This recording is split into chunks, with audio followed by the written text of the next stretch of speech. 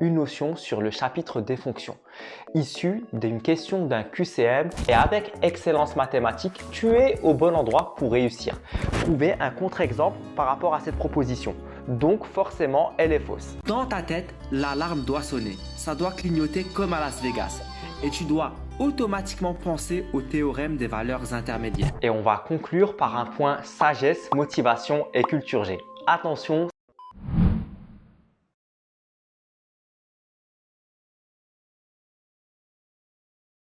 Au programme aujourd'hui, on va aborder une notion sur le chapitre des fonctions, issue d'une question d'un QCM qui provient d'un sujet d'entraînement au bac.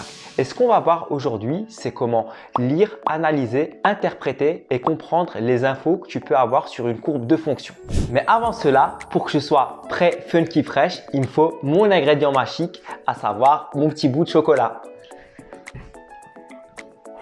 Et pour la punchline de motivation, c'est Kylian Mbappé qui disait « Rien ne garantit que tu vas réussir si tu es bon. Il te faut bien plus que cela. Il te faut un mental à toute épreuve. » Et avec excellence mathématique, tu es au bon endroit pour réussir. Mon objectif, c'est que tu deviennes une bombe en maths. Et si en plus, on peut te donner de la motivation et le plein de confiance, c'est top. Comme dirait Gad Elmaleh, c'est le pompon sur le gâteau. Alors la chambre à coucher, c'est le pompon sur le gâteau. C'est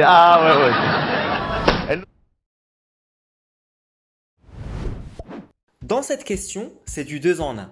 Il s'agit premièrement de voir si tu sais comprendre et interpréter graphiquement les infos que tu peux avoir sur une courbe de fonctions. Et deuxièmement, on va aborder une propriété du cours qui est très importante pour les fonctions, c'est le théorème des valeurs intermédiaires, ce que c'est et comment l'utiliser. On te dit dans l'énoncé, on considère une fonction petit h continue sur l'intervalle -1, 1 inclus, tel que h de -1 c'est égal à 0, h de 0 c'est égal à 2 et h de 1 c'est égal à 0. Et on te donne 4 propositions. On te dit, on peut affirmer que la fonction h est croissante sur l'intervalle -1, 0, la fonction h est positive sur l'intervalle -1, 1, il existe au moins un nombre réel petit a dans l'intervalle 0, 1 tel que h de petit a c'est égal à 1 et l'équation h de x est égal à 1 admet exactement 2 solutions dans l'intervalle -1, 1 inclus.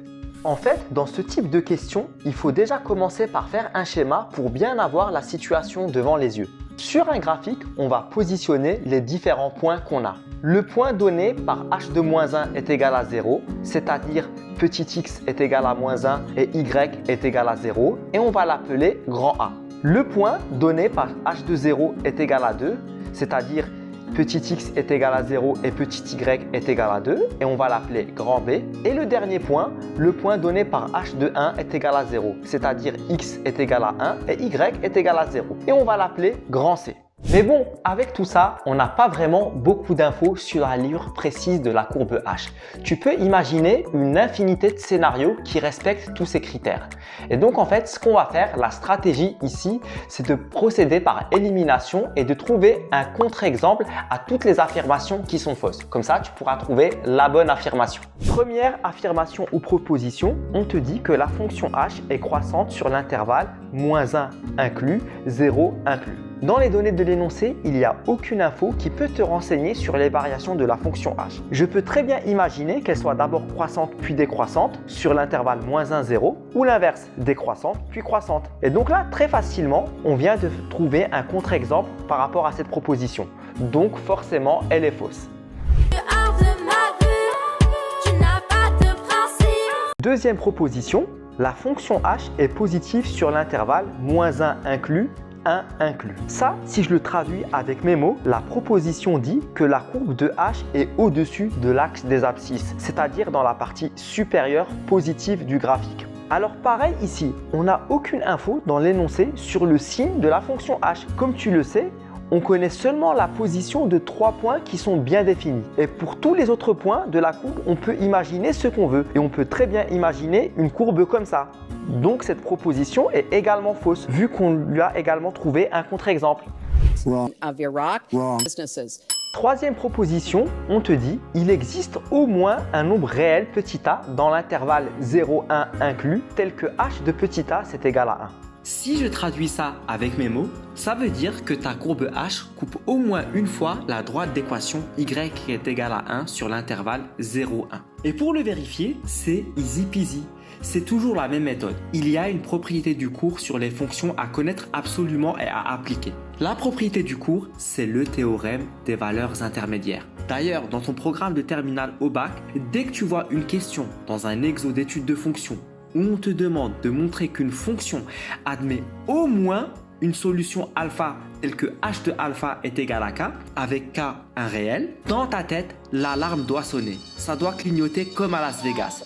Et tu dois automatiquement penser au théorème des valeurs intermédiaires.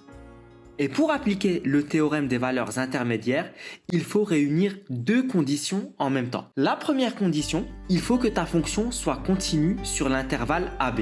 Et la deuxième condition, il faut que ta solution alpha soit comprise entre f de a et f de b. Et donc si et seulement si ces deux conditions sont réunies, tu peux affirmer que d'après le théorème des valeurs intermédiaires, ta fonction f admet au moins une solution telle que h de alpha est égal à k. Petit aparté, dans le cas où dans un exo, on te demande de montrer qu'une fonction admet une unique solution alpha telle que h de alpha est égal à k, alors là, il faut faire appel au corollaire des valeurs intermédiaires qui nécessite une troisième condition de plus que celles qui sont utilisées pour le théorème des valeurs intermédiaires. Il faut en plus que ta fonction soit monotone sur l'intervalle AB, c'est-à-dire soit croissante, soit décroissante. Si on revient à nos moutons, je vais tracer la droite d'équation y est égal à 1 qui est une droite horizontale qui a pour ordonnée 1. Toi, dans l'énoncé, tu sais que premièrement, h est une fonction continue.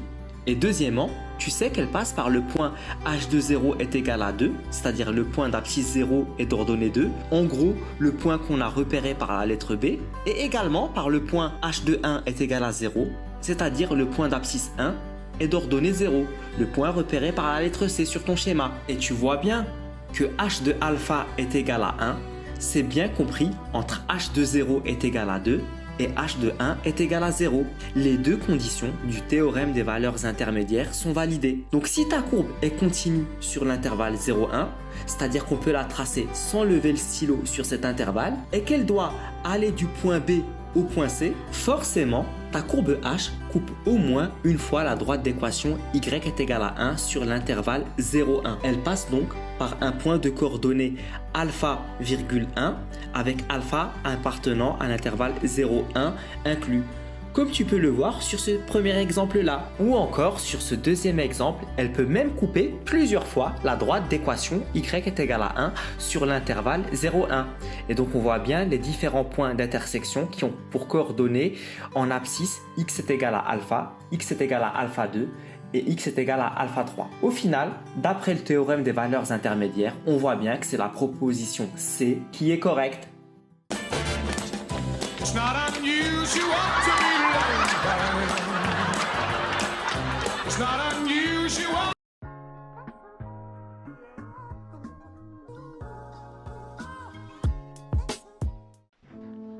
Voilà, c'est fini pour cette question et on va conclure par un point sagesse, motivation et culture G. Attention, ça va faire chauffer les méninges. Bon, c'est Nelson Mandela qui disait « Le courage, c'est pas l'absence de peur, mais c'est la capacité de la vaincre. » Cette année, c'est l'année du bac. Et que tu aies des bonnes ou des mauvaises notes, c'est une année qui fait en règle générale peur. Peur de ne pas avoir ton bac, peur de ne pas avoir les notes que tu espères, peur que les notes de ton contrôle continu ne soient pas assez suffisantes pour ton dossier du Parcoursup. Rassure-toi, tu n'es pas le seul dans ce cas. Si tu regardes autour de toi, tu vas te rendre compte que tous les gens ont forcément peur d'un truc. Mais toi, tu ne te rends même pas compte. Pourquoi ? Parce qu'au final, tu t'en fous, tu ne regardes pas. Eh bien, sache que pour les autres, c'est pareil. Ils s'en foutent, ils ne regardent pas. Cette peur, elle est dans ta tête. Je ne te dis pas de ne plus y penser et de ne plus avoir peur. Si je te dis de ne pas penser à une souris verte, tu vas penser à une souris verte qui courait dans l'herbe. En fait, ce que je veux te dire, c'est qu'il faut maîtriser cette peur et la contrôler pour pas qu'elle te fasse perdre tes moyens en contrôle. Beaucoup d'élèves, à cause du stress, ils perdent leurs moyens en contrôle et ils ont des notes qui ne sont pas à la hauteur de ce qu'ils espèrent. Tout se passe dans ta caboche, dans ton cerveau. Et des fois, notre cerveau, on a besoin de le reprogrammer. Vous avez compris ? Et Si tu peux avoir une activité dans tout le cerveau, tu peux améliorer ta vigilance, tes émotions, ta capacité à contrôler les événements de ta vie. Tu vas voir où c'est que je veux en venir. Dans notre cerveau, on a deux hémisphères, un gauche et un droit. Et le gauche, il est plus lié à tout ce qui est logique et le droit à tout ce qui est émotion et créativité. Et les chercheurs ont montré que généralement, les êtres humains, ils ont plus tendance à favoriser un hémisphère par rapport à un autre.